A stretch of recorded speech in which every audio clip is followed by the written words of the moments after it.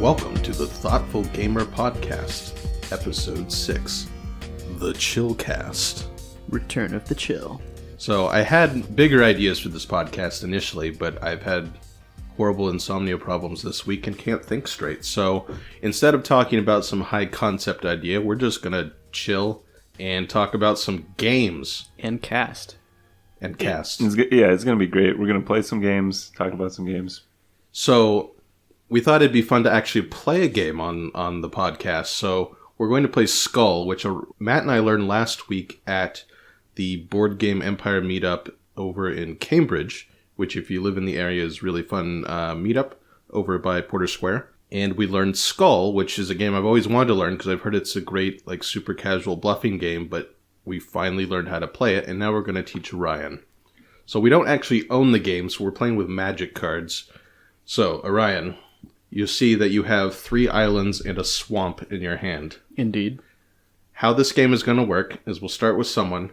They're going to place a card face down, and then we're just going to go around. Once everyone's placed one card, whoever's turn it is can then either place a card or they can bid of how many cards they can flip over without revealing a swamp or a skull. It has a skull on it, see?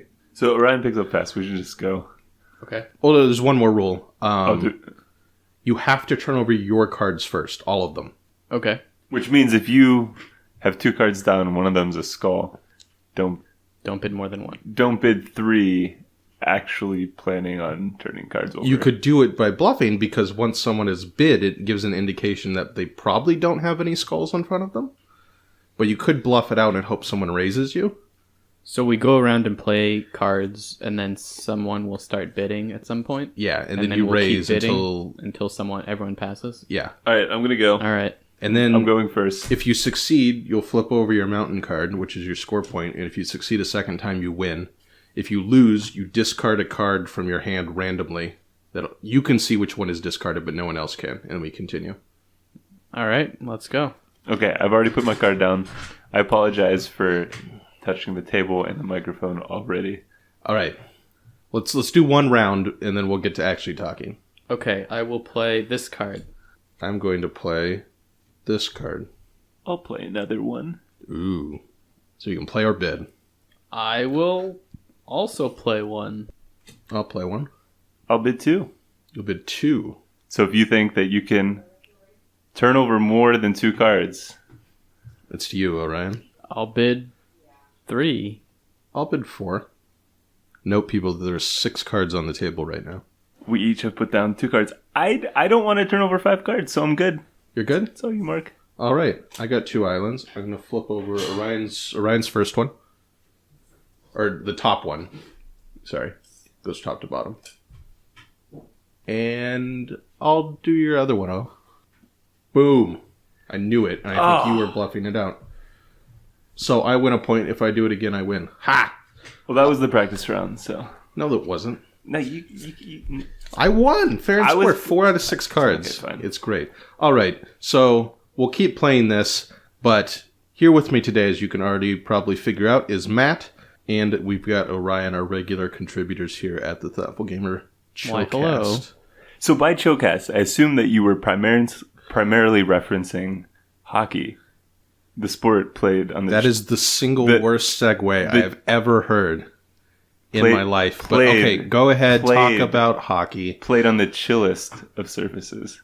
So I'm not sure when this is coming out. Is hockey more or less chill than curling by surface temperature? I have no idea. Never curled. So here's the deal. Stanley Cup finals start tomorrow as we record this. I just want to give my prediction. Pens in 6.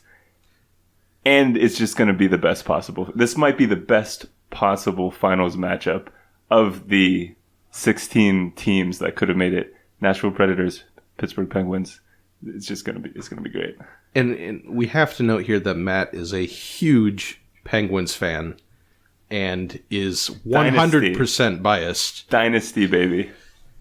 And when he says best matchup, he means matchup most favorable to the Penguins. No, I don't. This is like a 50-50 series. I thought Nashville was like the lowest seed. They were, but they're a great team. I think I looked up. I think they had a losing record. Here's why you should be.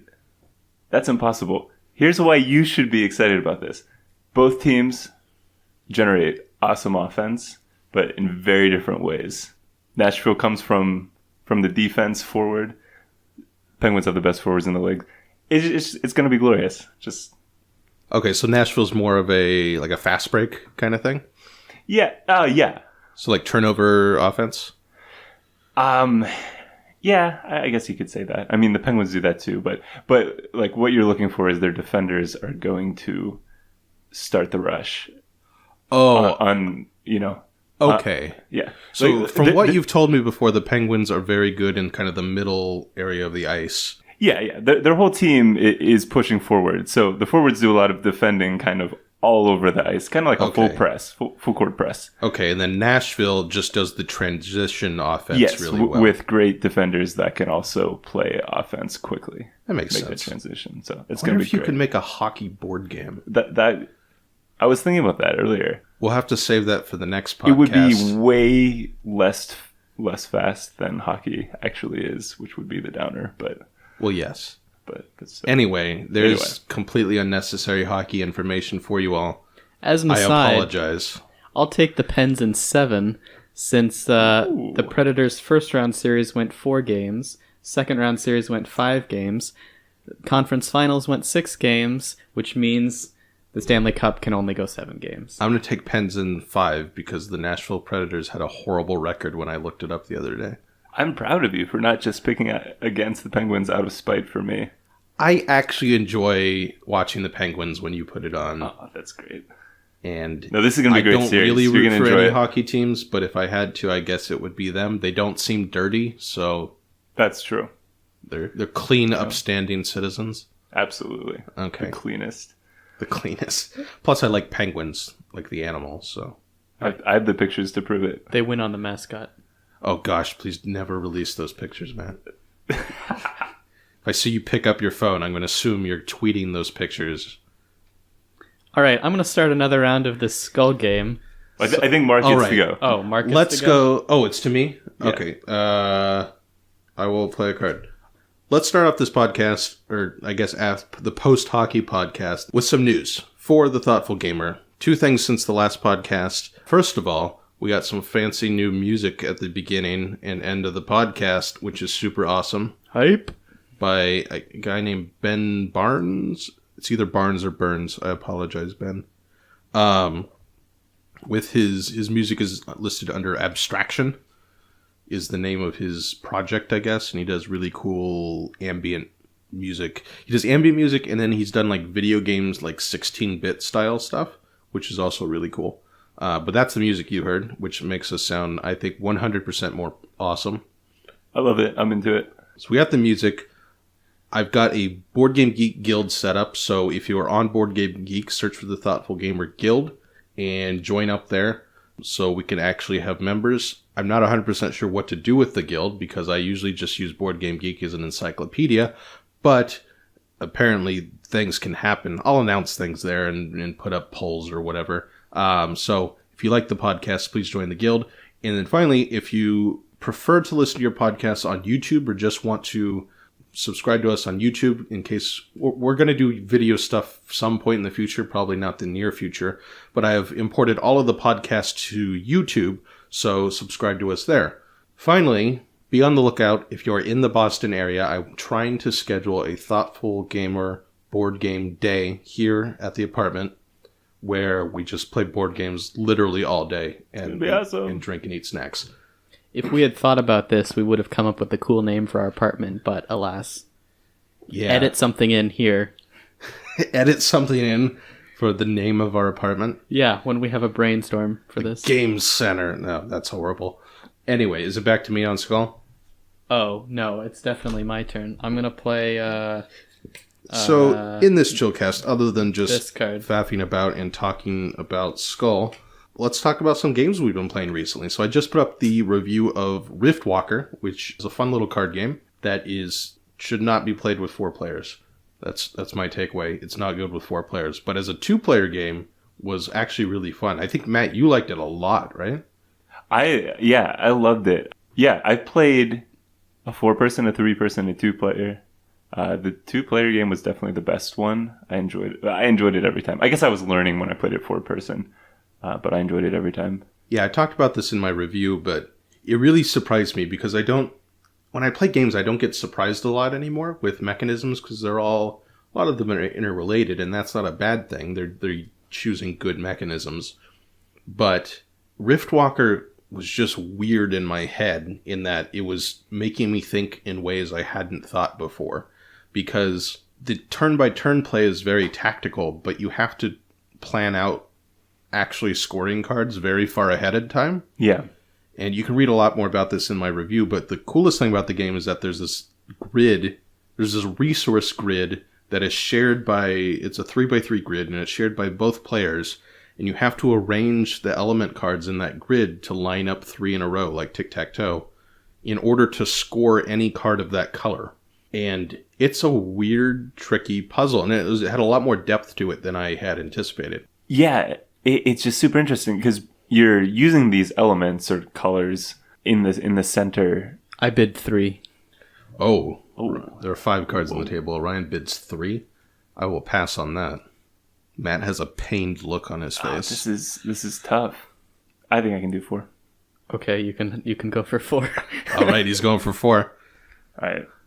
I have 2. I'm safe. Marc, give me your top one. I'm safe. Yeah, Orion, turn yours over. Curses. Oh, yes. He got it. And that's impressive because my last one was a skull. Yeah. Well done. No one has failed on a bid yet. Yeah, I wonder if with 3 players, this is more the norm. We played with, 6 players the other night? Something like that, and yeah. It was tough. It was really tough to go all the way around because the bids got high because there's so many people. Anyway. And it was what I was saying. So anyway, in Riftwalker, you have this central 3x3 grid. You have to use the elements to do things with your rifts. Right, you flip over an element to do an action of that color. Yeah, basically. So I think all 3 times that I've played, the blue ones, the water ones, have been a part of my strategy.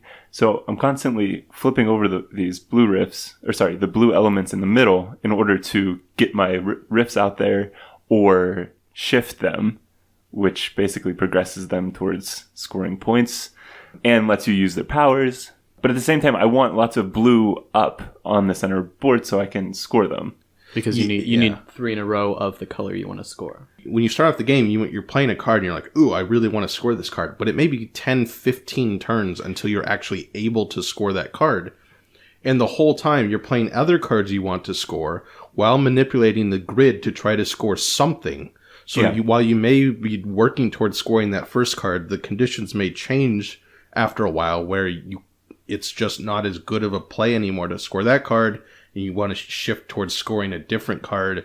So it's simultaneously very strategic and very tactical. I think that's the best thing about it. Plus, all the players are manipulating the same 3x3 grid, so it's constantly changing, and you have to pay attention to what the other person or persons, what colors they're going for, and maybe block them or be aware of what opportunities you're giving them. Yeah, which is cool, but it's also why it did not work well at 4 players, because you have so little influence over the element grid that you can't...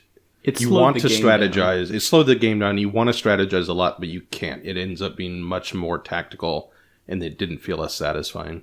One thing I noticed in the last game we played, just you and me, Marc, was not only was I... So originally I thought that the only thing you cared about was preventing your opponent from controlling like an element line. You know, if you obviously have red cards out there, I want to prevent that combination from coming up. But I actually found that at one point I just tried to get a red card in scoring position for myself. Yes, you can leech off of it. Which was super cool. So I don't know. After 3 games, I don't have a feel of whether or not this would stay fresh after 15 plays. But right now it's really interesting. I've got close to that, and it does stay fresh. I feel like I'm learning new things about the game each time I play. That's cool. Like I said in the review, I don't collect these like short, quick 2-player card games, but I think this might be I know I like Lost Cities a lot, but for something more complicated, I like it a lot better than Star Realms, for instance. You say that, but you've collected at least 4 of those sorts of games. Yeah, right? that's not a whole lot. I have Star Realms. That's fair. I have Star Realms, which is pretty good. That's roughly Riftwalker I like a lot. Lost Cities I love. Of the games over there. Jaipur I find is okay. Matanai I never quite could figure out. Yeah, it was just kind of weird. So the only 2 I actually really like, I think, are Riftwalker and Lost Cities. Yeah, that's fair. And Star Realms is somewhere underneath that. I enjoy Star Realms, but it's fairly simplistic, I think. Right. Compared to the number of, 4-player Euro games, it's certainly dwarfed. Yeah. All right, I'm playing a card. All right, I'm going to play a card at random. What? Elite Strats, guys. Play a random card in Skull. Chaos Marc. And then afterwards, look at what card you played. I got 2. Oh, he's going for the win. There are 3 cards out here. He's betting 2. Pass. I'll pass. Let's do this. Marc, turn over your card. It's a skull. What are the chances? 1 out of 4. The chances are exactly 25%. All right, well, you lose a card. Those were great odds. Yeah. Yeah, but if it was an island, I would have said 3. I would have outbid you there. Anyway, that's Riftwalker. What else have we been playing recently? We just looked at Labyrinth, The War on Terror by... Okay. All right, 1 second. What? I'm fanning out my cards for Ryan. To this Don't one. look at it. Yeah, only Matt can look at it. Okay. Matt has to play with 1 fewer card now. Now what happens? I don't know. Matt starts off bidding again.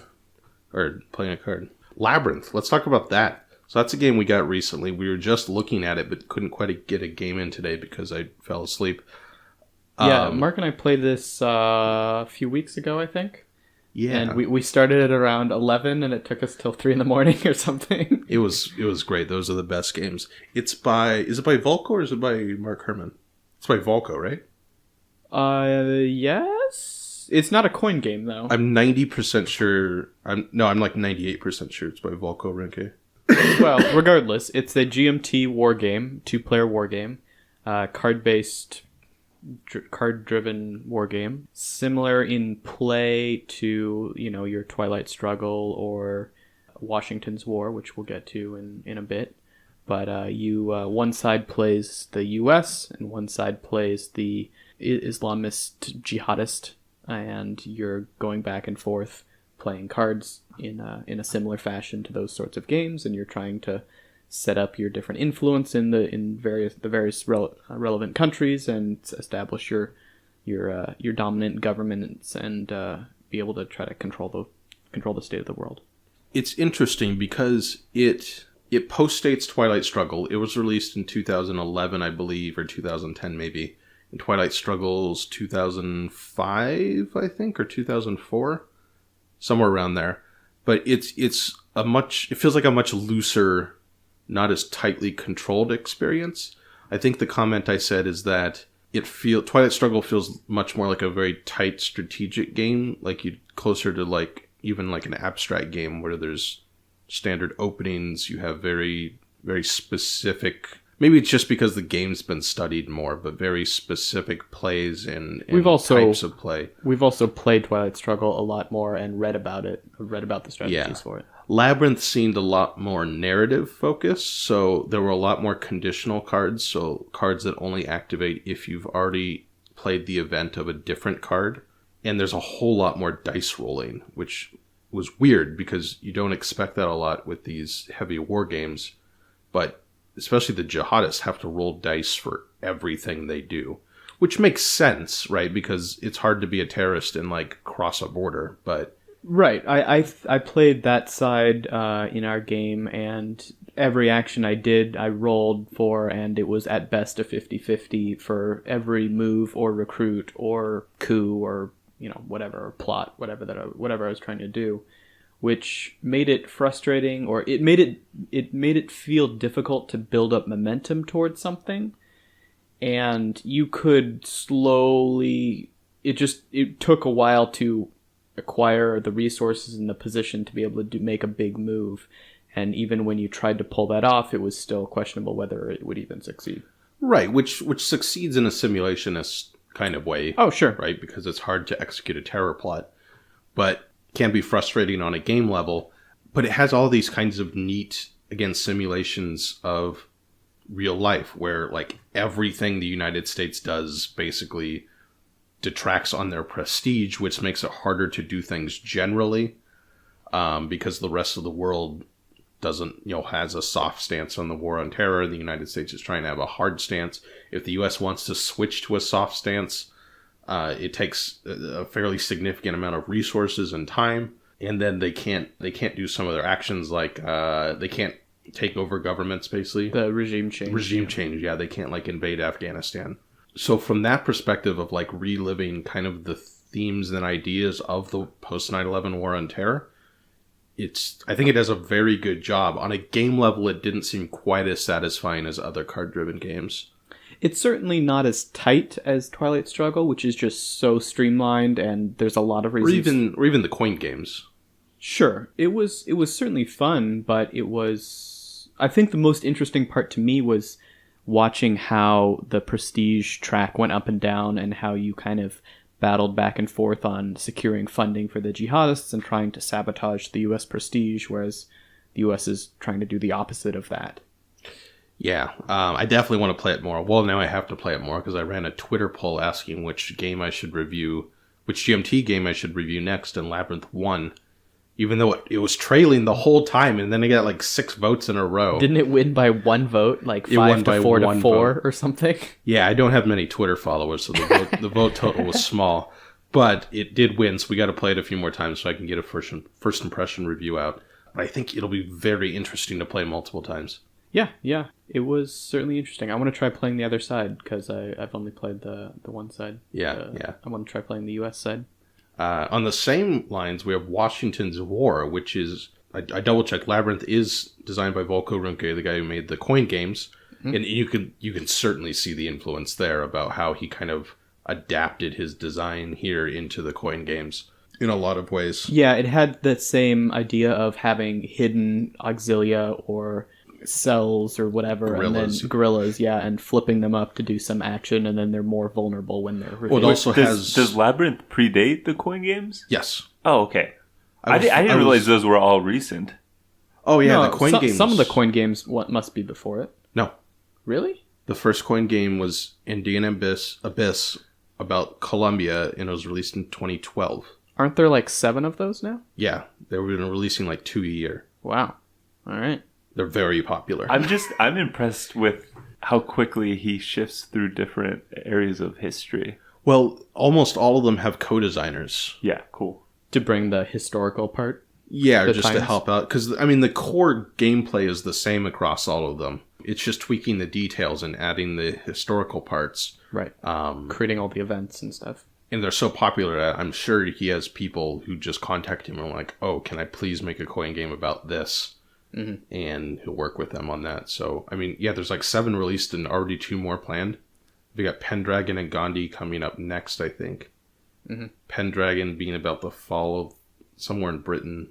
Well, Pendragon is King Arthur. Oh, yeah.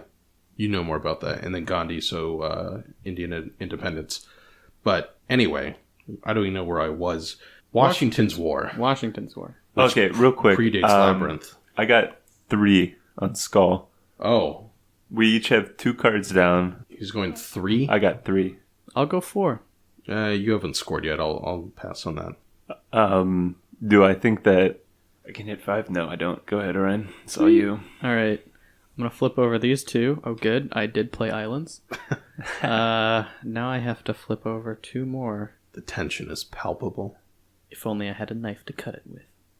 Matt, flip your bottom card. You have to go top to bottom. Oh, okay. Yeah. Flip your top card then. I mean, you can reconsider if you want. That's fine. Flip that one. It's all right, an island. Bam. Easy. All right, one more. Marc's top one or Matt's card? Matt lost a random card, which I don't know what it could be. If it was a skull, then he's completely safe, which is the 1 in 4. If he lost an island, which is the more likely, this is a 50-50. And Marc is a 1 in 4, so I think that's safer. We'll go with Marc. Woo! Well done. Bam! Now we all have a mountain. And we all have 1 point. We're not very aggressive with this bidding. Or with throwing skulls. So, Washington's War is a game about the American Revolution. One side plays the colonial armies headed by George Washington, and the other side plays the British forces trying to bring their rebellious colony back into line. And it's got some interesting mechanics where most of the game and the victory mechanics are all based on political control of these different cities to form majority control in the 13 colonies, plus Canada. There's 3 cities in Canada, although one of them doesn't really matter for the scoring, at least. You heard it here first, folks. Canada doesn't matter. Sure. Oh, let me play a card here. Here, there's a card. I visited with August Hess, who was back in today after a year of being in Vancouver. Oh, nice. Oh, fun. Vancouver's an awesome city. Yeah, he says it's very. He says it's great. Not a whole lot of like new economic stuff going because everyone's just kind of happy with what's going on. That is an accurate description of Vancouver. Everyone's kind of happy. Yeah. And it is the cleanest city I've ever been in. He also said that. Oh yeah, you have to notice that. Corroborating it's spectacular. Evidence. Okay. It's almost too clean because when I remember I was back there when I was a teenager, maybe 10 years ago, and we were walking around the city and there was just no one around at that point in time, and it looked almost like too clean. Like it gave off a weird vibe. Like when there's no people and there's no is there garbage. Anyone living here? Yeah, it seemed too sterile. Is this which I guess is the best kind of insult you can have. Is this a Reaver city?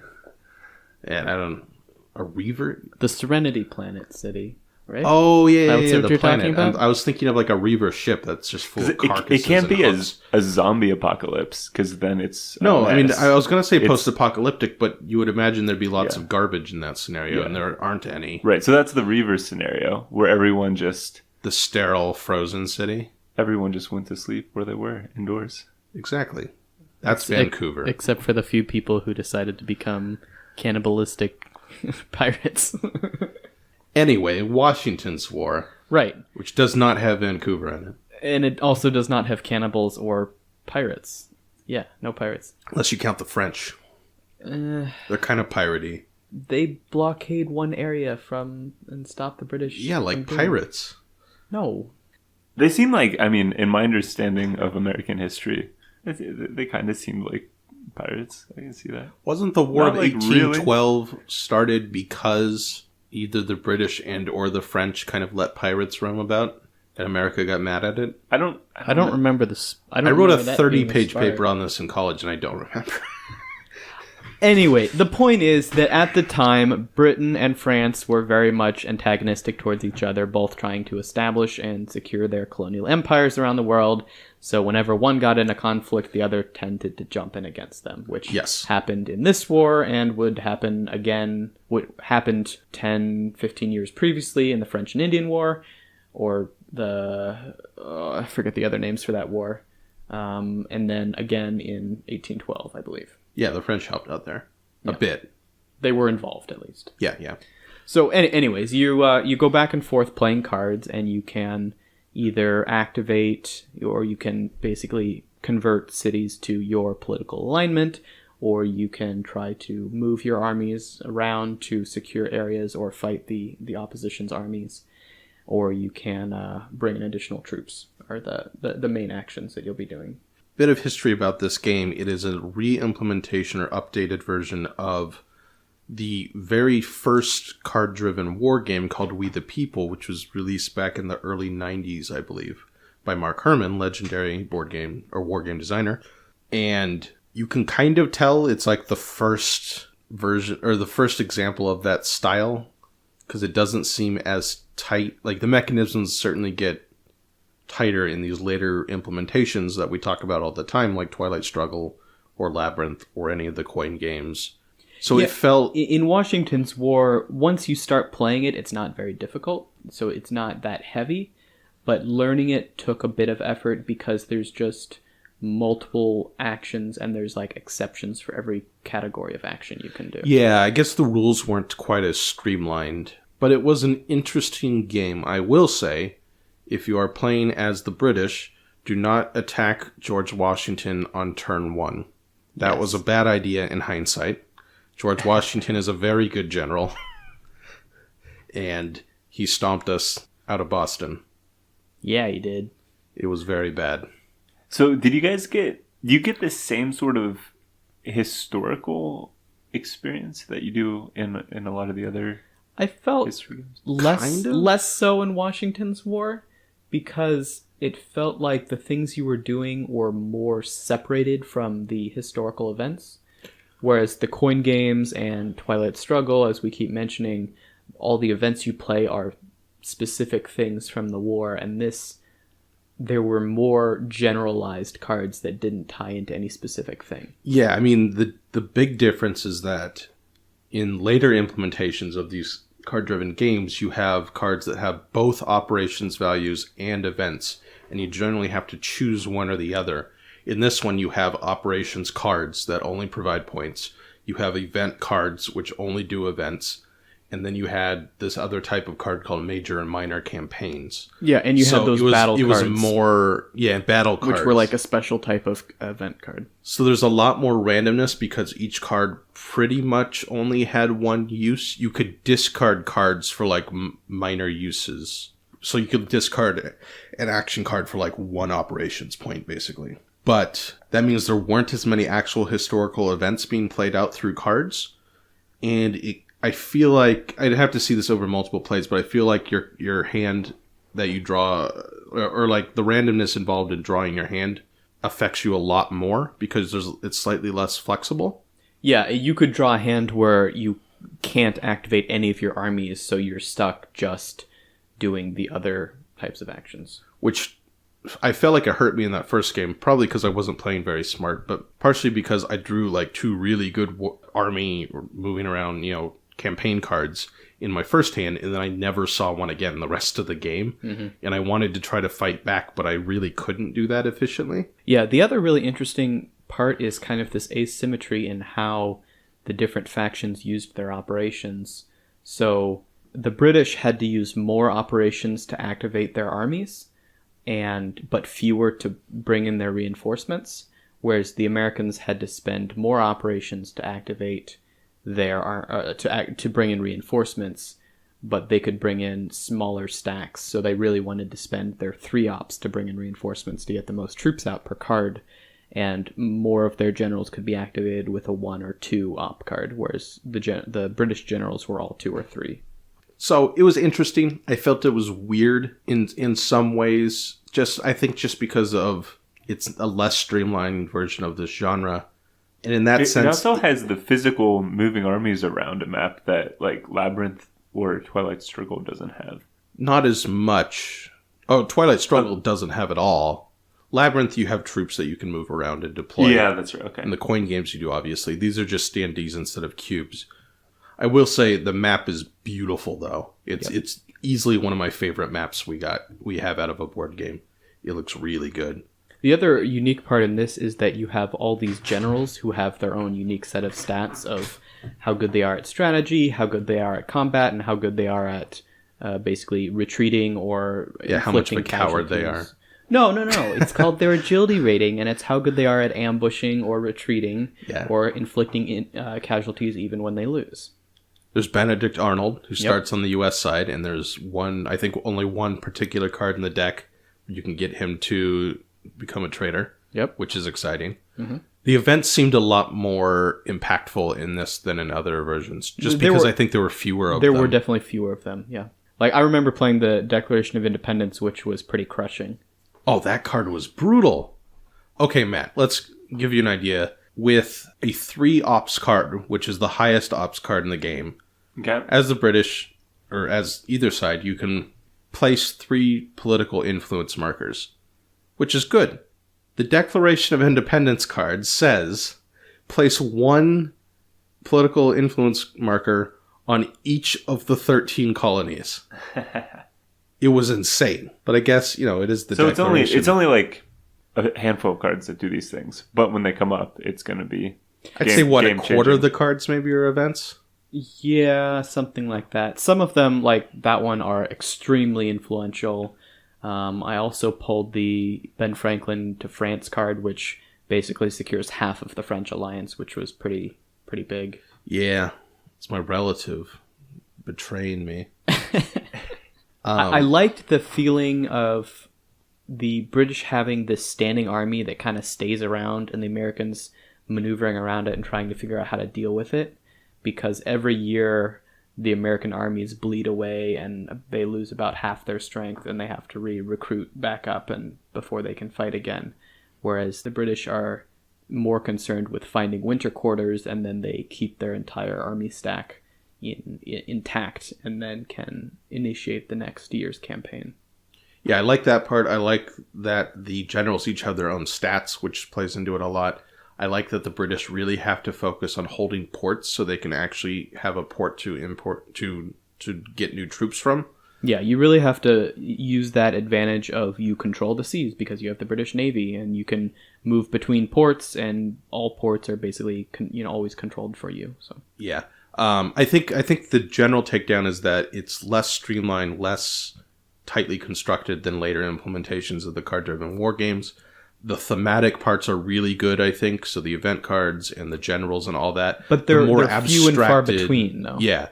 And the more abstracted parts, like just plain operations cards or just the political control in general, isn't as interesting as in the later games. Yeah. That's my takeaway. But we definitely got to play more. What do you know of 1776? Is that... That is not a GMT game. That's in the same line as the 1812 game. Okay. Was that Academy Games? I think they're all the same sort of system. Have you played 1812? No, I don't know. I've been... Oh, we got to play that. I've skipped most of these, both GMT and the other series of games. We got. Even though they're super interesting, and I looked through Labyrinth today with Orion and looked at the cards. It looks super cool. I mean, in the same way that Twilight Struggle simulates the feeling of the Cold War incredibly well, Labyrinth looks like it simulates the Gulf War / the War on Terror. The war on War on Terror, not the Gulf War. Yeah. That's super interesting to me, even if I haven't found the time to play them. 1812 is more dudes on a map risk style combat-y stuff. It's a lot sillier, a lot of just rolling dice and things happen. And by things happen, you mean your troops desert? Yeah, there's more desertion. A 50-50 whether you will, do damage, do nothing, or run away. There's more desertion in that game than any war game I've ever played, and it's hilarious. Yeah, it is. Best played when drunk, I would advise. Yeah. I've never heard that about a war game before. I think it's the lightest one in the series. Okay. And I think they get a bit more serious and a bit more historical. From what I understand, though, Academy Games is all about education. And they release for teachers lesson plans and stuff around their games. Yeah, which I think is really awesome. I just learned about that the other day. Really, my biggest exposure to this series is my sister, who enjoys playing games. I keep getting her games for Christmas and birthdays. She has a history buff friend who doesn't own a lot of games, but he owns 1776 and he loves getting it out. Yeah, nice. Yeah, we got to play 1812. It only takes an hour and a quarter, maybe? It's pretty short, It's pretty short. All right, one more new game I want to talk about. Oh, wait, is it my turn to go I think Skull's to you. I think it's to Orion. What? I have 2 down. He has 2 down. It's to me. I'm sorry. I will do this. I'll do that. Now we all have 2 down. All right. One more game that we've been playing recently, or that we got recently, that I want to talk about, and that's Vinhos. Have I told you about Vinhos at all, Matt? No, you've told me 3 times, and I opened up the box and looked at it. Oh. Even though I haven't played any of the new games you have. I've looked at them all. Vinhos looks great. Weird. Vinhos has grids in it, and it's amazing. More games need grids and charts and columns and all that, because they're awesome.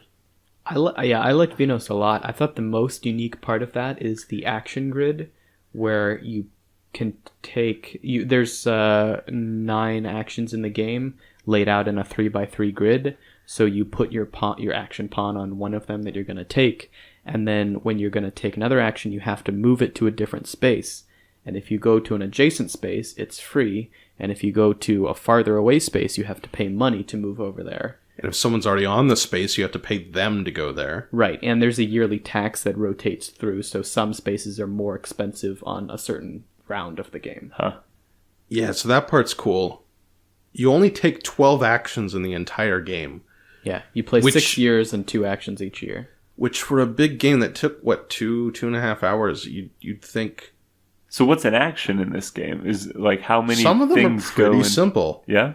It's just figuring out what you want to do. I mean, is there a lot of staring at the board in this game? Yeah, but it's the fun kind of staring at the board. Because everyone's trying to work out the puzzle and trying to figure things out and trying to calculate. The way I was thinking of describing it is that some games, you're building an engine and you construct an engine and you let it go and you got like the gears turning and everything's going and you feel really good. Some games, like the game's going and the engine's going and you're just trying to keep up.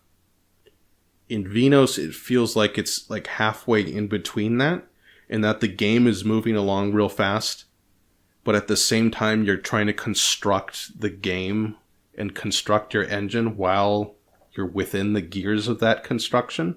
That's what it felt like to me. I would put it more on the second side of the game is moving along and you're trying to keep up than the engine building. But there was a lot of freedom in the game. There's a lot of freedom to pursue different strategies. Right.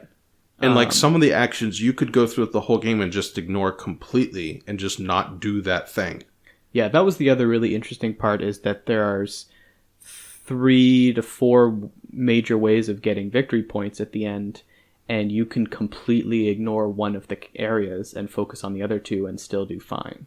So I guess what I'm saying is it's simultaneously very tight and very efficient in that you can only do 12 actions, but at the same time it's kind of sandboxy. It has a very unique feeling to it in that way. It's tight in that you only get so many actions, but it also has certain things that happen every year automatically for you, so you don't have to spend actions on producing. That just happens. So you spend actions on setting up your estate, and then the production phase happens at the end of the year, and you get you harvest all the grapes that you set up, basically, and you make the wine. So compared to, say, viticulture, which is much more of an engine builder, right, where you've got to plant your fields and get all your workers, and then you can go harvest, make grapes, fill wine orders, and do that to get your victory points. This is more about putting all the pieces in place and letting the game happen.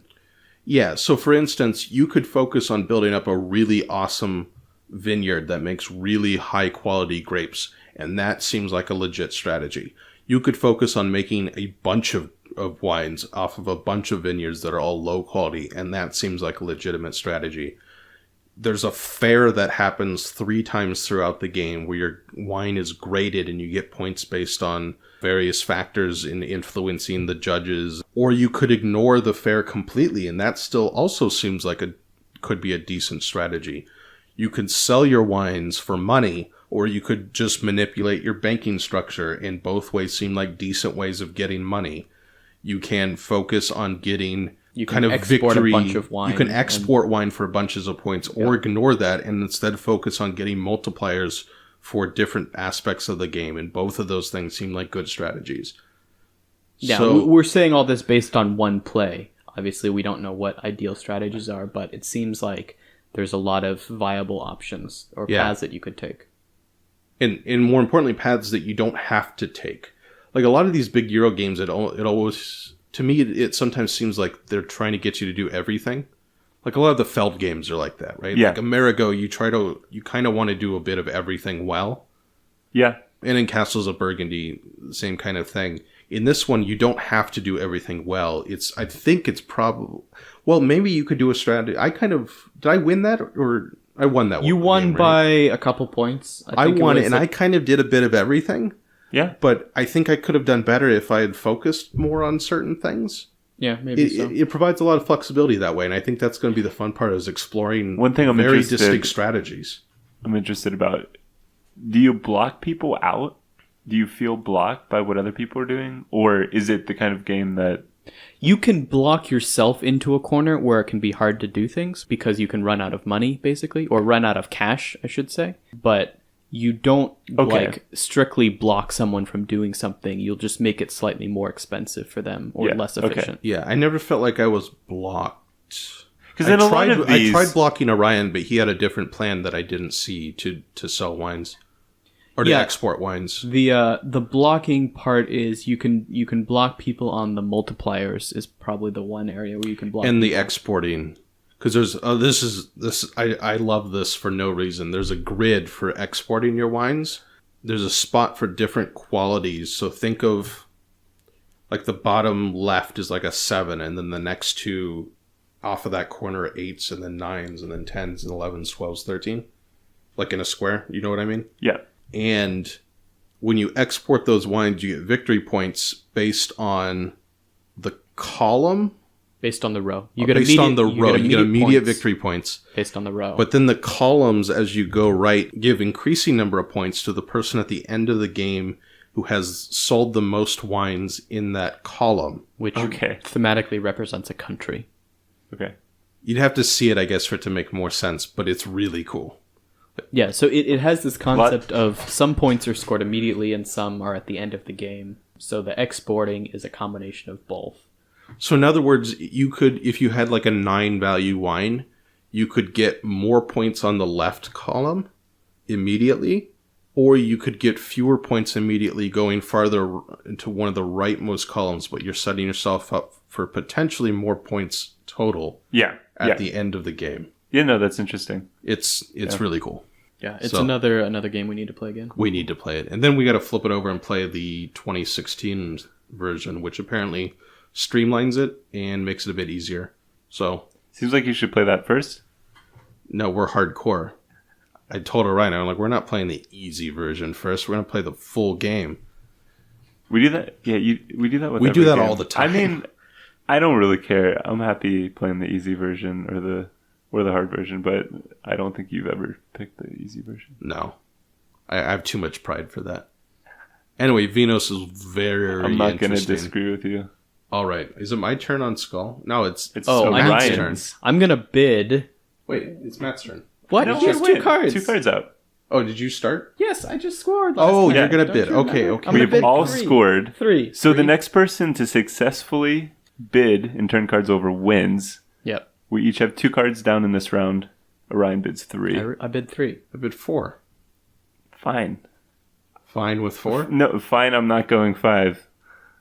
Orion, you win 5. Do you think Marc? Yeah, because if Marc can do it, I win. he wins. I win the prize, which is Which probably I me standing up and going to the fridge and getting a beer. Which I hadn't thought of all that much before I passed. I'm at 4, right? Yeah. All right, let's go 5. You're going 5? We're going 5. Oh crap! All right, let's go 1. Wait. What? I could go 6. Oh, okay. All right. Would you like to go 6? I would like to go 6. All right. Well, I can't go any higher. It's me. Flip them over. Oh, Orion. You were going to sack yourself? I wasn't gonna let you win. I'd rather discard a card than let you win. Oh, this is where the game gets good. Well, you got to flip over yours, man. No, I don't. You hit a skull. Oh, you're going to hold it back? There's some poker shenanigans here. I'm not gonna. Matt has hidden information. I haven't flipped over that's any. true. any I should have cards. flipped over yours second. Huh. Yeah, okay. No All right. beer for you, Marc. No beer. Not yet. All right. That's Vinhos. Let's run down a bit of the future and talk about what's on the way in terms of pre-orders, because I went on a spurt for a while of just pre-ordering games from GMT, and they're all coalescing into a similar release schedule. Well, a couple of them are. So, I calculated all of our pre-orders together. You haven't pre-ordered anything, have you, Matt? Kickstarter or No, I think GMT? I have chickened out on all of the games that I was considering pre-ordering. Yeah, we'll talk about that later. So, there are two main ways to pre-order. We'll talk about it later. With board games, there's Kickstarter, where everyone is going to now, and GMT, which we talk about all the time because we love their games, has the P500 system, which if you haven't heard of it, is their in-house pre-order system. And basically how it works is that they'll put out a game onto P500. Once it gets around 500 pre-orders, they start the process of actually producing the game. Right. And that's like their break-even point. Yeah, they'll do another print run of that game once enough people say they want it, basically. Yeah. So they know they're always going to make some amount of money from it, and they just print the games that people want. And it's a fantastic system because they sell it at a cheaper price than their normal MSRP price. And at some point, they do a sale for everyone who has P500 something that year. So that's exciting. So right now, in chronological order, on pre-order, we have my most excited, anticipated release of 2017, Near and Far, which should be here literally any day. Someone on Twitter, I don't remember who it was, made me very mad. It's not their fault. Because they're like, oh, Near and Far just showed up at my door. And man, the box is really heavy. I'm like, no, don't say that I haven't gotten it yet. Although I'm excited that it's apparently a big, heavy box full of lots of wooden bits and pieces and stuff. So that's always exciting. For those who don't know, Near and Far is kind of a sequel to Above and Below, Ryan Lockett game, Red Raven Games. And it's an exploration campaign game. And that's basically all I know about it. Set in the same world as Above and Below. It has like a twice as big or 3 times as big storybook as Above and Below. And it's supposed to be super cool, and I'm excited. I deliberately don't read ahead much about... Like, the rulebook has been out for Near and Far for a long time, and I kind of scanned it, but I don't look ahead that much. If it's anything like Above and Below, it's not going to be hard to pick up. I think it's going to be heavier, for sure. Is it going to be heavier? Okay. Oh, yeah, I think so. So much of the joy of those games is just experiencing it. Like, with Above and Below, it's one of the games I feel least strategic about because it's just so fun to experience. Yeah, and Near and Far, the one thing I did see, though, is that the map is a book. So you literally get to the end of the map and you turn the page for the next segment of the map. Oh, wow. Yeah, it's a big like spiral-bound book, Yeah. So you turn over and you get a new double-page landscape to explore. Yeah. Does this mean you're all exploring together? Do Yeah. you know that? I think it's... Okay. I don't know if it's competitive or cooperative, actually. I think it's cooperative. I love it. And you have like character stats you keep track of, and you write down things that affect your characters, and you can do like a full campaign, or you can do like a mini sessions, or you can do there's like rules for like one standalone game. There's like 3 different ways you can play it. Okay, on air, I want to say you can't play this campaign. It's a campaign, right? Yeah, the full game is a campaign. The full game's a campaign. Can't play this without me like you did on the last campaign game that you got. What was that? Imperial Assault. Oh, well, That was you gotta come over. That was a tragedy. You have to actually come here and play with us. I will come. Yeah. I will come from you. Bring Amber. She might like it. I think she'd love it. Actually, I don't know. I don't think she could commit to the campaign, though. If we build it, will you come? I'll come. Okay. And by it, I mean a new game table to play Near and Far on. Oh, yeah. We got to build our game table. That's coming up for the Thoughtful Gamer. We Yeah, gotta that is build our own exciting. table. I've got some plans put together. I'll put those up once they're finalized. But and if I'm successful in building it, Is it going to have Bluetooth? it could, but that wasn't in the initial version of the plans. We're going to have outlets on it, right? There will be outlets. Will it walk? It will not walk. It will not be a transformer. Okay. It will not be. It will transform in some sense. I'm gonna put a fold down DM desk at one end. Oh, beautiful. Yeah. Yes. We're Okay. gonna, we're gonna put cup holders. So there will be less spillage. Yes. So if you some build people- a GM portion into the table, I will DM. Oh boy. Really? Absolutely. Will you allow me to record it? Absolutely. Yes. I mean, D&D, or are you going to do some suck. other... Part of me wants to do Star Wars again, but part of me wants to do D&D. See, the I've thing heard is, the new Star Wars, the Force of Destiny, I think it's called, the Fantasy Flight RPG. I'll check it out. I've heard it's really I'll check good. it out. If D&D would be a lot of fun, but I would want to put a lot more work into kind of customizing our world into something we'd like. Whereas Star Wars is just, it's Star Wars. If you want my super secret notes about my world and where I was going with that, you can adopt it. Yeah, but then I'd have to write you in as some kind of like demigod who knows what's going on. Oh, that's true. Yeah, I would. Which could be interesting. Which could be. Or annoying to everyone else. You guys watch could the- be some like half insane sage or something. I could do the thing you had, the wild magic bursts. Yeah. That's super fun. Where you have to make a check before you can say anything. Do you guys watch the C-Team at all, or have you watched the C-Team? No. I listen to watched it? like 5 minutes of one episode. Oh, it's so good, guys. Yeah. It's so good. For those of you who don't know, it's Penny Arcade, the webcomic, has been doing for years this thing called Acquisitions Incorporated, which is a long-running D&D game collaborated with Wizards of the Coast. And the C-Team is a spin-off of that, where one of the characters from Acquisitions Inc. is kind of, in some sense, DMing the game. Like, the same guy is DMing it, and his character's also manipulating a lot of the things in the game. And it's the best RPG. Like, I think I enjoy it better than Acquisitions Inc. All of the people get along really well, and all the characters are really fascinating, and Jerry's great at DMing, and the story's cool, and it's hilarious. If anything, you have to watch the episode where Patrick Rothfuss makes a guest appearance. Yeah.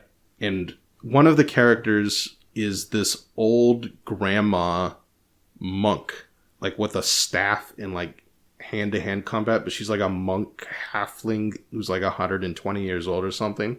So she's just this little tiny grandma, but she's like the brawler of the group. And Pat comes in and plays her son named Drebus, who is like her adult son, who's just a moron, and is like supposed to be like this 40-year-old half-orc. Wait, is she an orc? No, she's a halfling. Oh, okay. She gets around. So she got around with an orc. Oh, okay. That's a running joke of the C-Team. Okay. 40, 50 years ago, and produced Drebus. The idiot half-orc. He's not so much as an idiot as that he's a grown adult half-orc, who acts like a moody 16-year-old teenager. Okay. And has the intelligence of one. And it's one of the funniest things I've ever seen in my life. How many episodes in? Because they're not that far in. Like 10 or 11 in. Okay. Every Thursday night at 6:30 Eastern, they stream it on Twitch, and then everything's on Twitch and YouTube, like all the recordings. It's great. If you haven't experienced the wonders of Trevor the werewolf, you have to do that. Trevor's just a good boy werewolf, just wants to get along with people. All right. Anyway, I don't know where we were. Oh, near and far. Near and far, and then game tables. Then tables. We're going to have a sweet table, so I'm gonna GM. Amber, my wife, won't be embarrassed by the pictures I put on the website. That's her one comment about the website, is that every time I post pictures that I take of like game pieces, she doesn't like that the table's all scratched up, because her table's really scratched up. The table. Yeah. Just say the lighting isn't... we're not here to bash anybody. Oh, I'm terrible at taking pictures.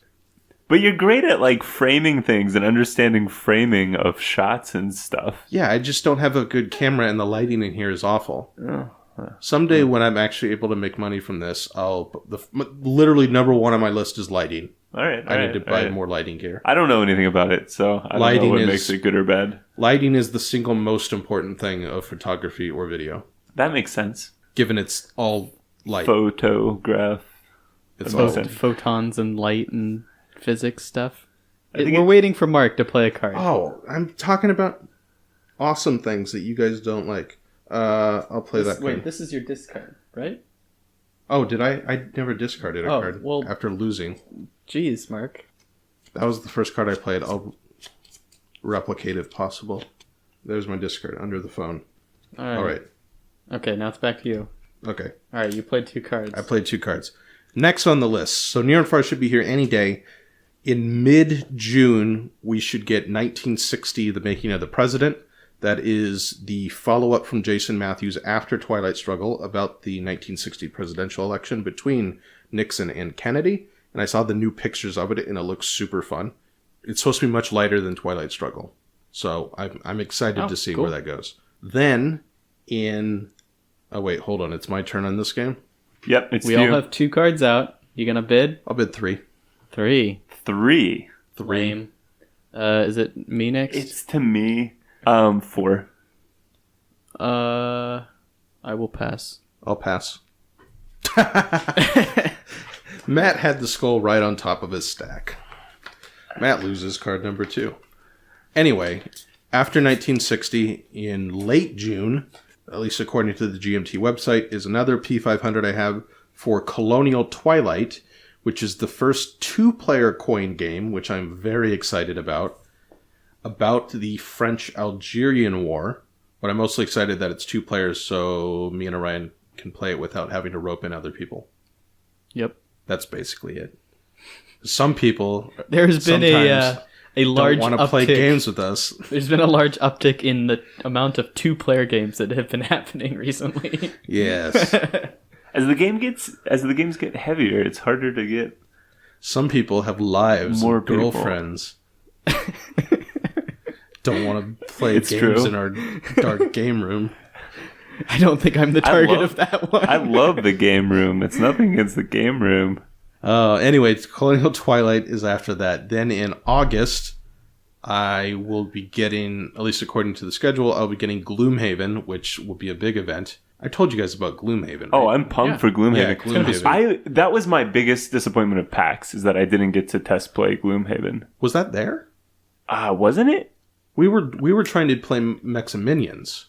There was the. Am I thinking of Thornwatch? Thornwatch is probably what you're thinking Thornwatch. of. Yeah. I'm sorry. Oh, I haven't pre-ordered Thornwatch, but it should be out this year, I think. That's another campaign. That's another one, yeah. We got a lot of campaign games. And when's Pandemic Season 2 coming out? Sometime. Okay, my priority is Pandemic Season 2, Near and Far, Thornwatch.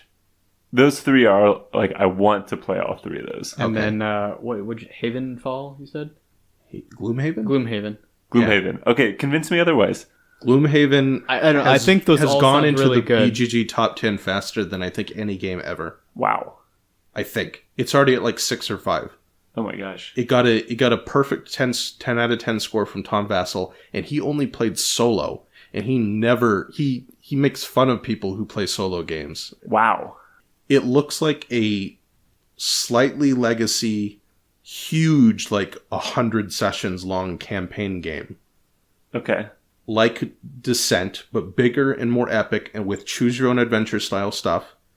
But the combat is all card driven, I think like Mage Knight. So it's supposed to be much more strategic and much more tactical rather than relying on a lot of dice. I don't think there are any dice in Gloomhaven. Okay. Well, that's interesting. And there's like 25 different characters, and basically I think as you go throughout the campaign, your characters like rise and then retire, and then you take over like their apprentices or something. So it's like multiple generational things. If there's a giant it's map done to well, explore. which if it's 6th in BGG already, it probably has, that could be incredibly epic. I'm trying to not read too many things to try to not get my hopes up too high. But if it's, I've said for a very long time, if there's one game that I would like to be a legacy game, it's Mage Knight. And if that makes perfect sense. And if this is actually Mage Knight Legacy, basically, I will be through the roof. Oh, if it's that, then I'd feel better about Mage Knight instantly if it were Legacy. Because a lot of the problems I had with Mage Knight where it just felt, I feel like you don't get to do as much as you should do. Well, in the an interesting progression's game very like quick, that. right? You're leveling up. You're basically leveling up an entire You can D&D barely character. even explore the map in Mage Knight. I feel like it's so expensive to do anything. And you build up a deck, and I love deck building, but then you only go through it like 3 times or something? 6 times. 6 times? I didn't play it very much. Don't be dissing Mage Knight. Look, of all the games... You already know... all the games we've ever played, that was maybe the biggest discrepancy between how you two felt about it and how I felt about it. I adore Mage Knight. And I love Vlada games. Vlada is amazing. I think... But there's so many different types of Vlada games. And I love them all, except Mage Knight. And meanwhile, Mage Knight is my favorite of his. Yeah, I didn't get it. But that sort of like deck building character... I don't know if Gloomhaven has the deck. It'll have decks, but I don't know if it does deck. Okay. I would imagine it does deck building for like new loot and stuff. I don't know. Yeah. Again, I haven't read a whole lot about it, but that's... It could be really cool in a Legacy game where I wouldn't feel like you have to do as much in one game because From what I've read, it's very you go lightly legacy. Like, I think as you explore the map, you sticker things. Okay. And those are even so. And that becomes the location of certain things. But you can then just go through a game again, and then those are the locations, or you can just find a temporary solution for those. Okay. I don't think it's not heavy legacy like Pandemic was. Sure. Okay. But anyway, you should be pumped about Gloomhaven. But if you're not, it'll be easier time to get to the table, because we won't have to drag you over here. I'm sorry, I'm being really mean to you Well, in this podcast. It goes both ways. Speaking of dragging people to the table, the next one on the list for pre-orders is one Orion has pre-ordered from GMT again, and that is the epic Protestant Reformation game Here I Stand, which is having its 500th anniversary reprint. And by that it means the 500th anniversary of Martin Luther posting the 95 Theses. Get stoked. Not the 500th anniversary of the game. I'm not even kidding. Last Sunday, went out to lunch.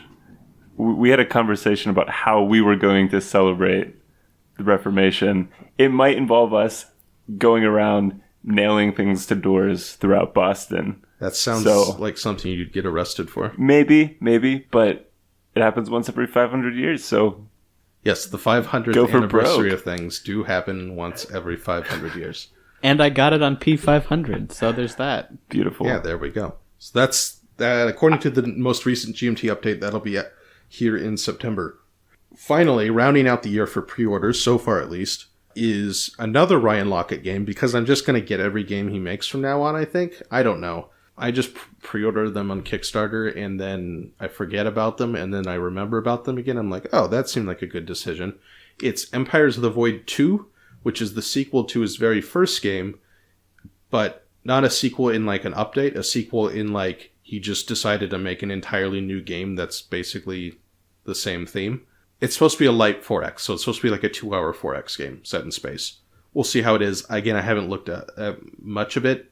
Cool. I like 4X, and I Ryan like space. Lockett makes good games, so... That's a hard area to do well. Like, kind of 2-hour... 2-hour 4X game? I don't know if anyone's ever done it successfully. I mean, it'd be awesome, but... Like, all the 4X games we play are, like, Eclipse 6 hours. Around 6, yeah. 5 or 6. For Clash us. of Cultures, 3 or 4 hours? You could get it closer to 2, but... You could do Clash of Cultures in 2, but I think in doing that, it strips away a lot. Yeah, Clash. It's probably. I'd say it's probably a 3-hour game. Yeah, I can't think of any. I've heard the GMT Space Empires 4X is fairly short, but I don't think it's 2 hours. I think it's more like 4. There's another game I can't remember the name of that I've heard spoken of as the light 4X game, and it's a space one. But I do not. I think it's. Is it Exodus Prima Centauri? I think that might be it. Don't hold me on that. Anyway. If Empires of the Void 2 is actually a good 2-hour 4X game, then I'll be super excited. If not, it's probably going to be a good game anyway. All right. Anticipation time. Oh, wait, we have Skull going on? Yeah. So we each have one card on the table. And you only have 2 cards remaining, right? I only have 2 cards remaining. It's all I need. You're in a bad position. It's all I need. It's all you need, okay. 2. You're going to go 2? I'm bidding 2. What you going to do? There's only 1 card from each of us. There are only 3 cards on the 3. table. Orion goes 3. I guess you can't bid more than that. Nope. All right, I'm flipping mine. It's an island. I'm flipping Marc's.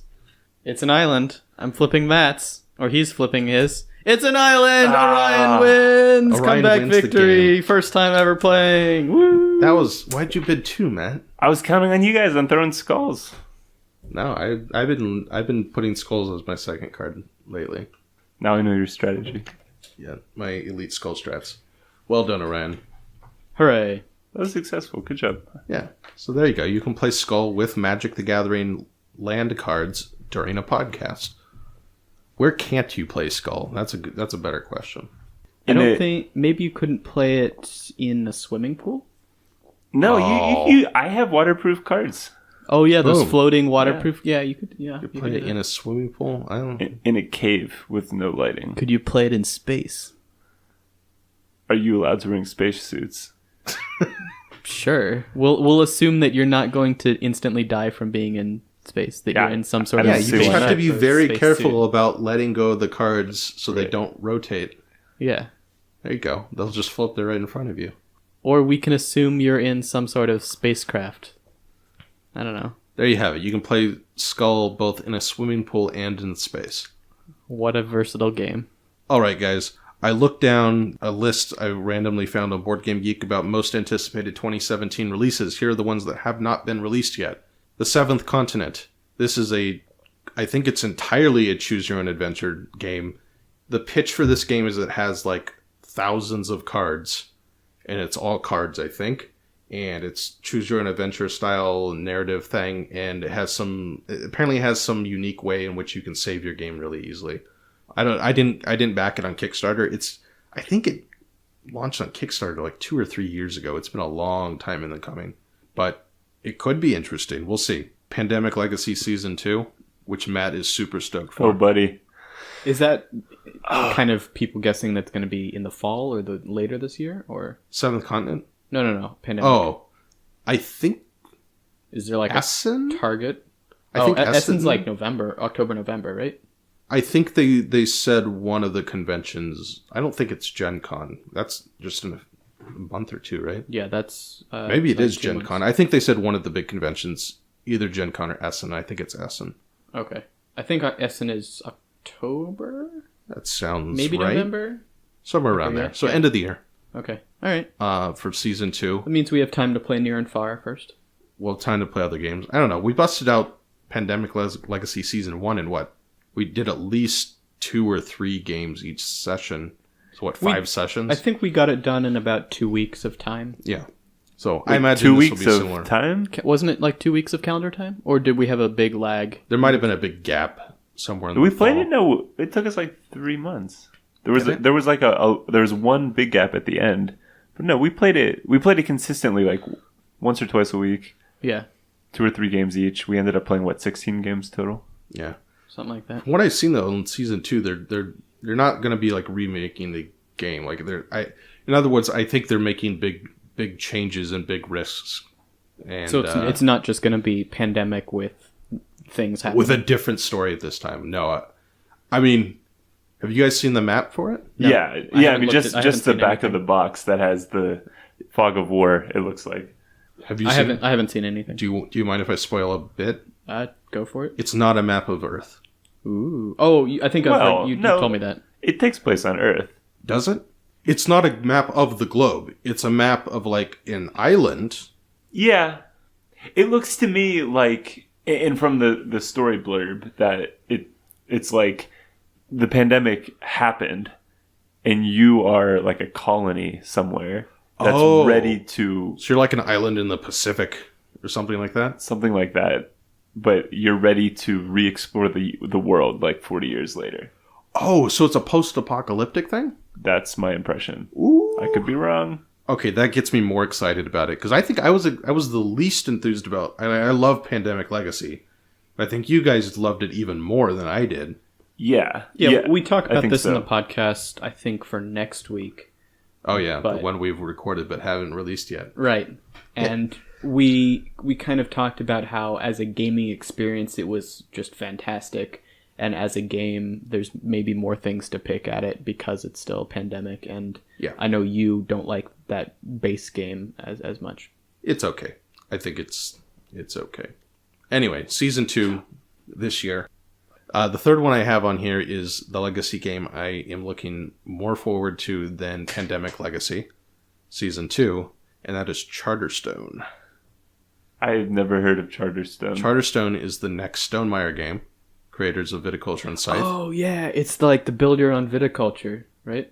I don't Sort think of. it's wine themed, but it's Well, it's a Euro game, I think, an economic Euro game, in which you go through the legacy portion, and at the end you just have a game that you just play, but it's all unique, Oh, and I think man. that's awesome I'm really excited. if but they can pull it off. That seems like it'd be a logistical nightmare to design. I'm torn about this because for some reason that doesn't sound as good as Pandemic Legacy or Gloomhaven to me. Well, But I love, Gloomhaven, I may be more excited about Gloomhaven, but on a conceptual level, that excites me a lot. That you actually end up with a full-fledged game. But I loved these Stonemaier games. Yeah, the Stonemaier, they do great Scythe stuff. I think I was mad at you for not liking Scythe more than you do. And I put Scythe at what, 30th of all time? Yeah, Scythe and Rebellion. Anyway, Charterstone I'm excited about. First Martians, the semi-sequel to Robinson Crusoe. Yes. With the app. It's going to be great. I'm so excited. It looks really cool. Oh, if I remember correctly from the images, instead of like in Robinson Crusoe, you have the one hex and you expand out to other hexes. It's got like this ring thing where you explore out from your base, like in a radius. Oh, that's so much better than starting at one end and having to move your camp across the island. Yeah. I mean, it makes sense on a desert island that you start at the edge of the island. We talked about this before, but the fact that they're putting a lot of it on the app is both exciting and potentially disappointing. I don't know. I love cards. It could hurt the experience and make the experience really streamlined. I don't know. I think it'll be great. Maybe we'll feel like we kind of wish we had a giant deck of cards, but then we'll play twice as many games because it'll go super quick. That's probably what it's going to be. Which I'd be fine with. If it's good, which it probably will be. We have the sort of, but not really, sequel to Blood Rage coming out soon, Rising Sun, which is probably the most anticipated game generally among gamers, except for Gloomhaven. Well, Gloomhaven technically has already been released, just the second printing this year. I'd be interested to play that. I saw a video where the Dice Tower people played a portion of a game. I watched it kind of in the background while I was working on other things, and it did not excite me. It's a lot more diplomatic, and there's like actual mechanisms for alliances in the game, but it seemed like there was more than Blood Rage. There's more little bits and little small mechanisms involved. I don't know. Honestly, it was in the background. I'm kind of speaking out of my butt here. Thunderstone Quest is the next one that I had to dig out of the list, and I've been super interested since I first heard about it from the Dice Tower guys. I think it was one of the first games after Dominion to do deck building, but it made it like a dungeon crawl in deck building form, and then they made this like epic variant of it that takes like an hour and a half to play, and you're like killing monsters and stuff, but it's all like a straight up deck builder. What's the name again? Thunderstone. Yeah, okay. And they're finally doing a reprinting of it, I guess. And it's supposed to be really good. So I'm excited about that. Hannibal, Rome versus Carthage, which I did not pre-order because it was $80, and I'm hoping I can find it cheaper after it comes out. That's another card-driven war game. I think it was actually the second card-driven war game that they're doing a new version of. Oh yeah, that was one of the inspirations for Twilight Struggle, right? Yeah, that's one of the ones I named specifically. Mm-hmm. I think it first came out in 95, and that's only 2 years after We the People. Okay. But it's been highly rated, much more highly rated than We the People. And I'm excited to see if the new version, streamlines it or tweaks it more. Yeah, that's another one that I'll probably look at getting because I love Rome and Carthage, like that time period as far as history games. And I hope it'll be the war game that I thought Command & Colors Ancients would be. Yeah, you really like that era of history. Yeah. Yeah. Yep. Although we got to play Command & Colors Ancients more. We should. Yeah. We should set up, not next weekend because I'm on vacation. Some weekend we should just set up and play all day Saturday or something. Go through a whole bunch. Yeah, that'd be fun. That'd be super fun. All right, Giesman. I got to remain chill because it's the Chillcast. Yeah, man. We're back to the chill zone. Why didn't you pre-order BIOS? Oh, BIOS. Look. Didn't it have like a raptor or an egg or something on it and you got all excited?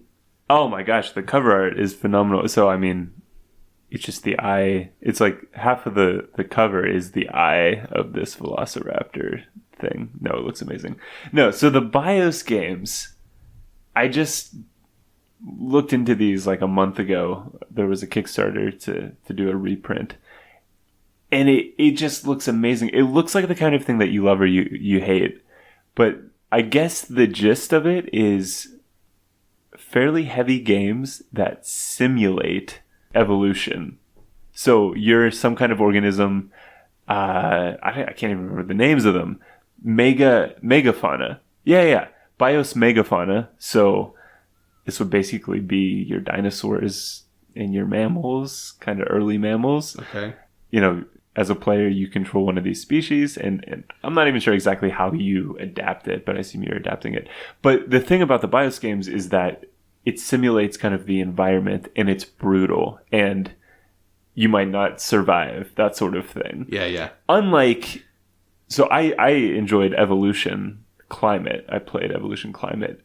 I just think it's the best theme for some of these vicious games. And Evolution Climate is light, and you have adaptations, and then you might eat your neighbor's species, but no big deal. Like, you're all going to end with points. With points. Yeah. The game just might end in Bios of Megafauna. Yeah. Because is it cooperative then? No, it's competitive. Okay. Yeah, and there's another one for microorganisms. And then it goes on to like a civilization game, and then a space that has spacefaring in it. Well, you can all play these games. All these games are by Phil Eklund, who's kind of a cult board game designer. Yeah, in that he has a very loyal, strong following. It fits but no one with else this has heard of love him or hate him vibe that I'm Yeah. getting. And I believe he now has games that start at the origin of life all the way through the space age. Yeah. So he has one for like microorganisms and algae and plants and stuff. And then one in between that and the dinosaur one. And then the dinosaur one, he has a game called Neanderthal about early humans. He has a whole series of political games. There's one about like Renaissance Italy. Maybe one about the French Revolution. I don't remember. And then he has High Frontier, which is his space exploration simulator game. But apparently they're all very much simulation games and very difficult to learn, but very detailed and very scientifically accurate. And I was all excited because I was on a game buying hiatus and you were going to get one, and I was finally going to get to play some Phil Eklund games, and you disappointed me. Yeah, the decision was, do I want to drop like $150 for these two games? You could get both of them on the Kickstarter, and I almost did. But is the Kickstarter still going? No, I think it's done. Yeah. So disappointed. See, here's the other thing. I own like 5 games I haven't played, and you own like 50 games I haven't played. I'm sorry. I should have gotten it because I was excited about the theme. I love this theme. I want more games about dinosaurs and microorganisms. I don't know. That sort of heavy evolution simulation game sounds amazing. Like, that's something I would love. It sounds...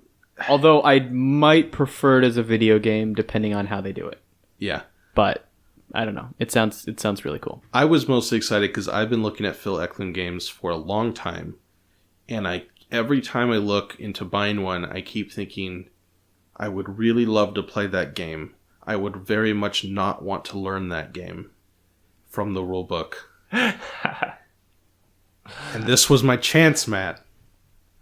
I wasn't going to learn it for you, even if I bought it. Oh, you're just going to give me the rulebook? Yeah. I was going to bring it over here. Oh. Anyway, it is a fantastic theme, and you need to remedy these sins of yours and go buy an Eklund game. All right. We'll see. Oh, man. That's everything I had on my list. Is there anything else you guys are looking forward to this year? Yeah, I think we've covered quite a bit. Everything. I'm looking forward to everything. GMing now. Oh, yeah. Now you got to run a campaign for us. Yeah. I was actually thinking about doing a campaign after I got the table up, but if you're going to do it, that's great too. I really, especially after watching the C Team a lot, I really want to play an RPG and not DM it. Yeah. I didn't know that anyone else was interested. I'm so interested. If you have ideas, Amber, I haven't thought much. I've just thought about the idea of doing it and tried to start thinking about how much effort it would take.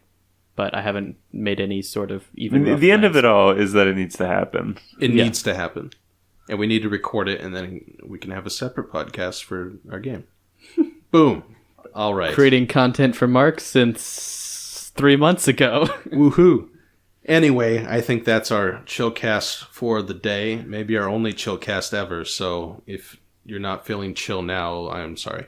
Thanks for listening. Remember to rate and review us on iTunes or wherever you get podcasts. Check out the website at thethoughtfulgamer.com and hit me up on Twitter or Facebook, or even send an email. I'll respond to it. I don't get any emails, basically. I'm lonely, is what I'm saying.